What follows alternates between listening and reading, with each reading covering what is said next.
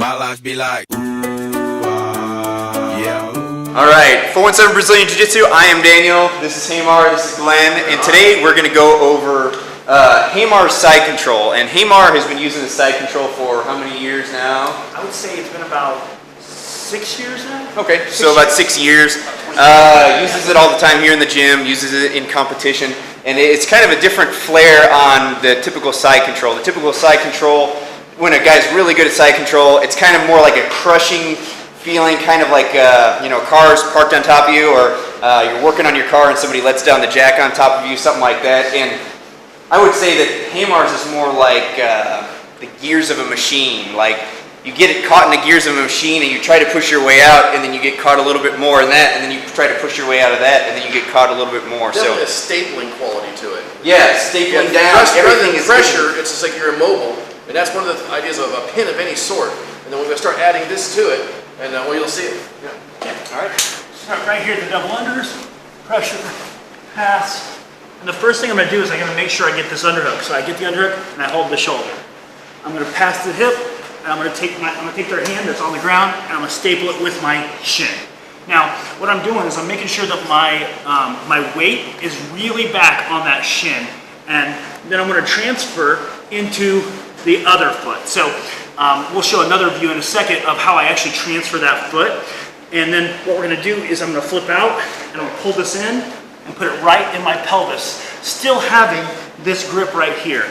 This becomes quite a bicep slicer all in itself. I can actually submit the person just by straightening out this leg. You'll see the tap there. It's that easy.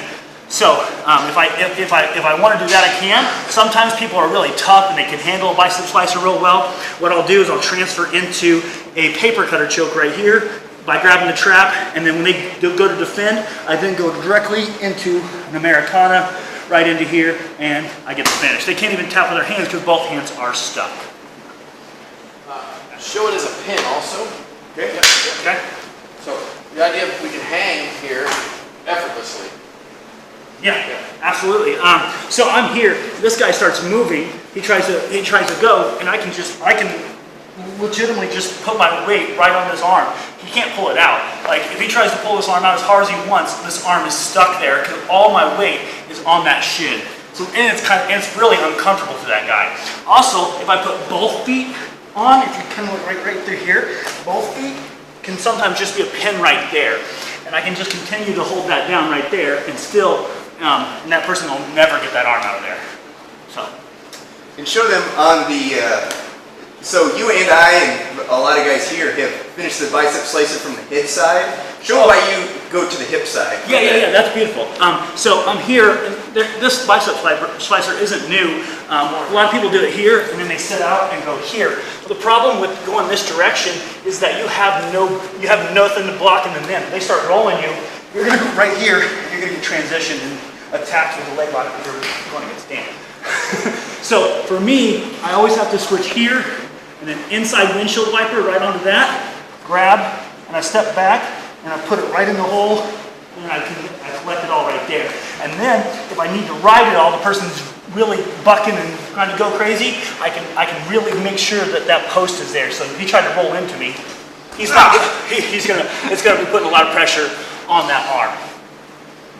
All right. So, like you said, Hamar was the first person I saw to use that, and then we all use variations of that in, I would say, a lesser skilled form, at least for myself, but it works really well. So try that at home, try that on your sparring partners, see what happens.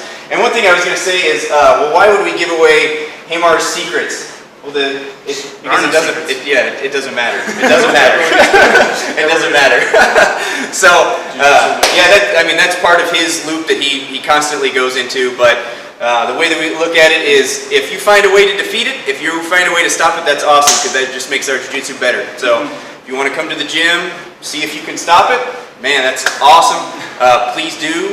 But chances are that you need to have your foot ready to tap, because both arms are going to be ready to do something. They won't be able to do anything because they're both going to be like this. But anyway, all right, 417 Brazilian Jiu-Jitsu, we're out. Hard work, that's what they say. Hard work. Hard work, I earn my pay.